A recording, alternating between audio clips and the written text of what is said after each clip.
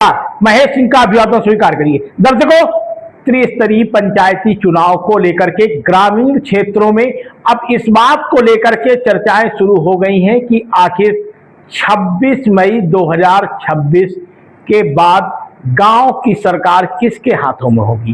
क्या ग्राम प्रधान ही सत्ता चलाएंगे या फिर चुनाव होंगे। तो दर्शकों, आपको बताएं कि इस बात को लेकर के पूरे उत्तर प्रदेश में सस्पेंस मचा हुआ है और अब तक सरकार से लेकर के चुनाव आयोग ने पूरे तरीके से चुप्पी साध रखी है। इससे साफ जाहिर होता है कि 2026 में जो प्रधानों का उत्तर प्रदेश में कार्यकाल समाप्त होने जा रहा है, उसको लेकर के सरकार अभी तक ये निर्णय नहीं ले पाई है, ना चुनाव आयोग निर्णय ले पाया है कि इस वर्ष यानी 2026 में उत्तर प्रदेश में त्रिस्तरीय पंचायती चुनाव होंगे या फिर नहीं होंगे। दर्शकों, सबसे बड़ा सवाल यह है कि 26 मई 2026 में ग्राम प्रधानों का कार्यकाल पूरा हो रहा है।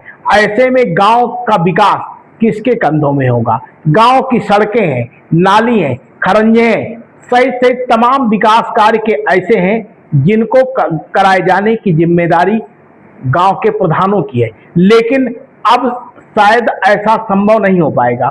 सरकार पूरे तरीके से इन सभी गांवों में अब जब प्रधान नहीं होंगे, उनका कार्यकाल समाप्त हो जाएगा, तो इनका कार्यभार प्रशासनिक तौर पर यानी एक एडमिनिस्ट्रेटिव ऑफिसर वहां नियुक्त कर दिया जाएगा।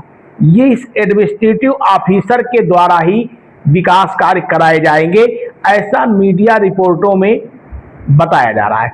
प्रधानों को यह था कि पंचायत चुनाव टल जाएंगे तो उन्हें कुछ दिनों तक अपनी मलाईदार कुर्सी आसानी के साथ मिले रहेगी और गांव का विकास कार्य वो ही कराते रहेंगे, वो ही गांव में आने वाले सरकारी धन का उपयोग करते रहेंगे। लेकिन अब ये उनके लिए बुरी खबर है। पंचायत चुनाव तो हो नहीं पा रहे हैं, जिनकी साफ वजह है कि अभी तक ओबीसी का आरक्षण लागू नहीं हुआ है और इस आरक्षण के लागू किए जाने को लेकर के तरह तरह की चर्चाओं का बाजार गर्म है। सरकार की तरफ से या चुनाव आयोग की तरफ से कोई भी गाइडलाइन नहीं जारी हो पाई है।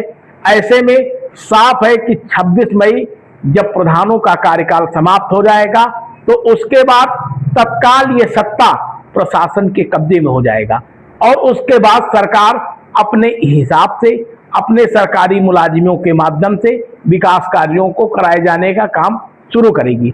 अब सबसे बड़ा सवाल यह है कि ये त्रिस्तरीय पंचायत चुनाव 2027 के विधानसभा चुनाव के बाद होगा या फिर कितने दिन के बाद होगा, इस पर पूरे तरीके से सस्पेंस बरकरार है। दर्शकों, एक और भी आपको बता दें कि त्रिस्तरीय पंचायत चुनाव का में इस बार जो होने जा रहा है उसमें तमाम नियम भी लागू होंगे, यानी जो प्रधान होंगे उनके लिए तमाम तरीके के नियमों से गुजरना पड़ेगा। हालांकि इन नियमों के बारे में अभी विस्तार पूर्वक जानकारी सरकार या फिर मीडिया रिपोर्टों में खुलकर सामने नहीं आ पा रही। बताया ये जा रहा है कि जो गांव में अभी तक प्रतिनिधि होते थे, यानी प्रधान पत्नी है और प्रधानी का कार्य पति कर रहे हैं, या फिर प्रधान कोई दूसरा है और प्रधानी कोई तीसरा आदमी कर रहा है, ऐसे लोगों को अब चिन्हित किया जाएगा